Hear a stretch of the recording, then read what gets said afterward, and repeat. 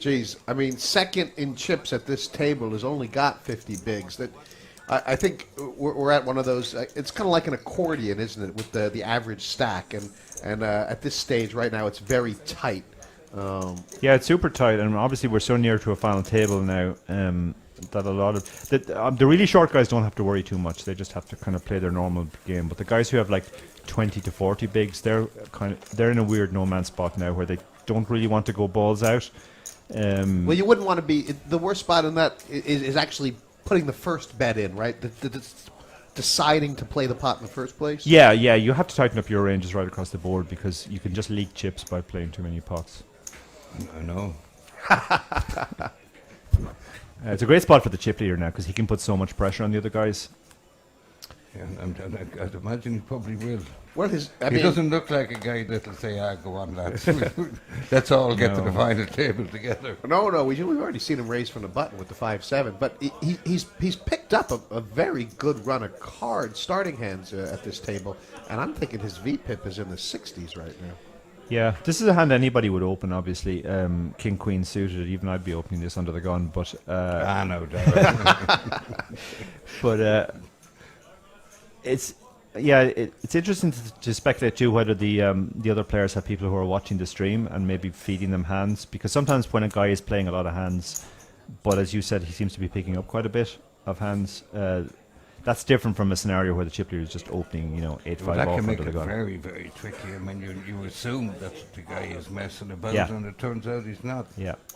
Yeah, this is exactly what's happened. I mean, we've now watched Green Bay today and yesterday about 7-8 hours, Park. This is the first 3-bet I've seen him make, and it's in second position. He's raised the under the gun razor. It's certainly not that strong a hand, but he thinks the guy's at it, doesn't he? Yeah, this is because he thinks his opponent, his hand is often ahead, and his hand doesn't really play great as a flat against an aggressive player. So he's decided to essentially turn it into a 3-bet bluff. If his opponent folds, he's really happy. If his opponent 4-bets, he can get away easily enough. No, he can't. He's only got 160k behind. Oh, he's only 160k behind? Oh, I didn't notice that. Oh, so he's bet half of his stack. Oh, wow. Okay, I missed that. Is this the potential? I'd have preferred the all-in. I would have preferred the all-in for sure, yeah. It's just a personal I guess, yeah, I mean, David Lappin sometimes does it, puts half a stack in on the in the belief that it looks good. That it looks stronger, so I must have aces. Yeah, I'm looking for value, but unfortunately this can happen now where Lou just calls, and these chips are all going in. Don't think there's much else to say about this hand. So we may lose the time back here. Yeah, he's just going to move all in and get called. So Lou doesn't waste any time. I like that. This is such a straightforward decision.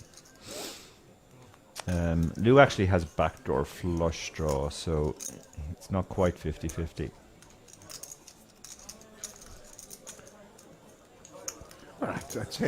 I'd say considering how this spot could have gone, Green Bay's going to be quite happy at this stage.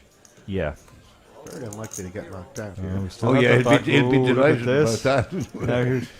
Oh, God. No, he's got the free roll. Now he's a genuine... Oh, it's Green Bay with the sweat, yeah. He's got the free roll here, but no, they're going to chop it up. Now he can start considering himself unlucky. So what are the blinds now? 15-30, I believe. Okay, so he 3-bet basically half a stack off a 10 big blind stack. So, I mean, that's effectively all in. But that's just a different way to play it. No, it was actually, I mean, I think Surinder Sunar invented that move. Surinder Sunar, yeah. I mean, Surinder would always leave 2 chips for the flop. For some reason, he put 74 chips in before the flop, but always leave 2 chips for the flop, just in case.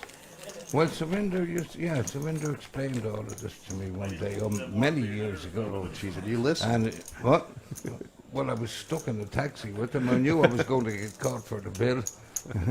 He wouldn't shut up, but he was basically calling this a situation where you're already mentally all in, you're committed, but you only put in half the stack anyway.